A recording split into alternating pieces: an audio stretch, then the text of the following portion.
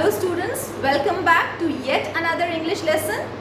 Today I am going to teach you The Dust of Snow written by Robert Frost.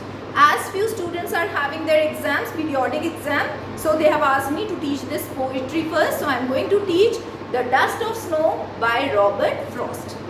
Children, you must have heard about bad omens. What kind of bad omens am I talking about? You must have heard if you go for some auspicious work or if you go to market or anywhere and if the cat crosses your way, then is it considered as a bad omen? Yes. Almost everyone considers it as a bad omen. Similarly, in movies you must have seen agar diya bujh jata hai. Okay, it is a sign of a bad omen. And many other things, people consider them as bad omen. But in this poetry, Robert Frost has dealt with totally altogether opposite thing, right? What has he told in this poetry? Even the negative things can be the carriers of positivity. I am repeating my sentence, children. In this poem, Robert Frost has shown that how negativity or negative things can be the bringers or the carriers of positive things. And this is what is the main theme of the poetry that we are going to learn today. The Dust of Snow.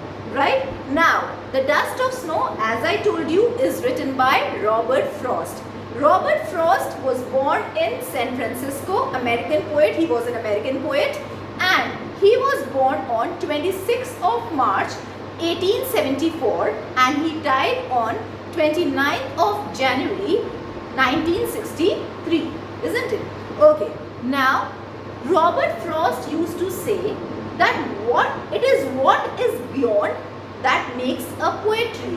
As I have written on the board also, children, it is what is beyond that makes a poetry. What do you mean by that? Robert Frost's poetry, when we are going to read those poetry, it will look as if he was a nature poet. Okay, all his poetries look as if they are nature poems, right? But the meaning, the central idea, the theme of all his poetries used to deal with the lives of people, the happiness of people, the sorrows of people, the troubles in the lives of people. So he used to say that whatever is written in the lines is not actually the meaning of the poetry, right? It is beyond it. Clear? We need to understand what the writer actually wants to say because it is never clear in his lines. So this is what he is saying, children. It is what is beyond that makes a poetry. What is unsaid is in any work of art is best part. He wants to say that whatever is not said and should be understood is what makes it best. Clear? We need to understand what his poetries are actually telling us, what his poetries are actually conveying us. So according to Robert Frost, what is written in the lines is not poetry. We need to understand beyond it. And similarly, in all his poems, in last year's course you had road not taken. It was also related to nature, children. It was also like he was going on a straight road in woods and then the roads got diverged. But did the poetry actually talk about a traveler who wanted to choose the way? No. The poetry actually was telling us, the poem was actually telling us that how we have to make choices in life, okay, and how we have to take decisions in life, isn't it? So similarly, Robert Frost's poetries are not what is written in lines, but it is beyond that. Understood, children? Now first I am going to teach you the poetry and then we are going to come on the themes followed by literary devices. Now here, the way a crow shook down on me the dust of snow from a hemlock tree. The speaker of this poem is saying that when he was passing by a hemlock tree. What is hemlock tree, children? It is a poisonous tree which has white flowers, जिसे हम हिंदी में धतूरे का पेड़ भी बोलते हैं. It is not considered good. It is a sign of negativity. because it is very poisonous, so it is not considered good. And another thing that we are finding here is negative, that is crow. Crow is also a symbol of negativity. Okay, it is not considered auspicious. Clear? So there are two things that are actually portraying negativity in the first very paragraph. So what is the writer saying? What is the author of the poem saying? That once when he was passing by a hemlock tree, a poisonous tree, suddenly what happened? A crow shook the tree. Shook is the past tense of shake. Okay, so here the crow shook the tree and dust of snow. Dust here means what? The particles of snow fell on the person who was standing below the tree. Okay, under the tree. Clear, everyone? So here what we saw is, once the narrator, the speaker, was passing by a hemlock tree and a crow which was sitting on the tree shook the branches and the dust of snow, the particles of snow fell on the person, and what happened after that? Has given my heart a change of mood. And suddenly when the particles of snow fell on him, clear, his mood changed. Now understand, children, two negative things were responsible to change the mood of this person. Okay, the person who was passing by the hemlock tree or was standing under the tree. Now how did the crow manage to throw the particles on the person, on that person, is not mentioned over here. The crow must be sitting on the tree, okay, must be adjusting itself on the tree, okay, must be flying away from the tree. It is not mentioned in the poem. So the crow, which was actually responsible to shake the branches of the tree, and what fell on the person? The snow, right? And the particles of the snow. And what happened after that? The mood of that person got entirely changed and saved some part of a day I had rued. What is he saying? That now he is regretting that whatever part of the day he had spent, okay, actually that was very bad, and now because of that falling of dust of snow, his rest of the part of the day is saved. So here we get to know that the mood of the person actually became good. Clear? Now the crow which dropped the particles of snow on that person changed the mood of that person for good. Clear? So are we getting to know in these two paragraphs, can we see that two negative things brought positivity for that person? Okay, what kind of positivity? The mood of that person totally got changed. Clear? And that change was for good. He is saying that the rest of the part of the day was saved. Clear?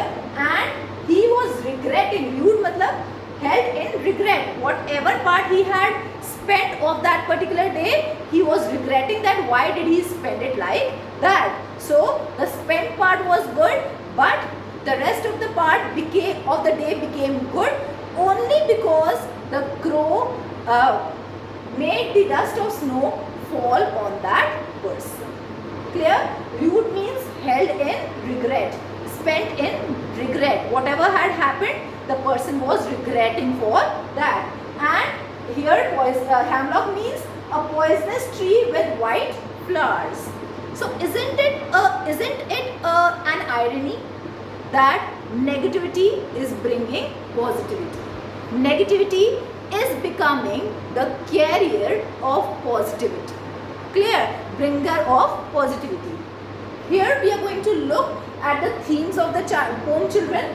Communication between nature and humans. Of course, nature heals a human mind. Clear? Nature is actually considered therapeutic. Therapeutic means it has a therapy to heal not only body but even mind.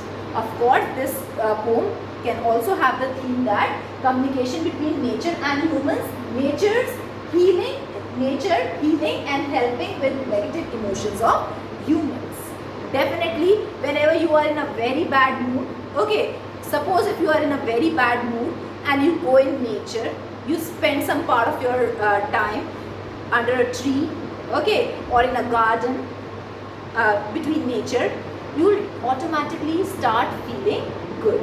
So nature is always therapeutic. Therapeutic means has a therapy to heal human mind, human emotions. Clear, children? So here the communication between nature and humans have been shown, how the dust, the particles of snow fell on that person.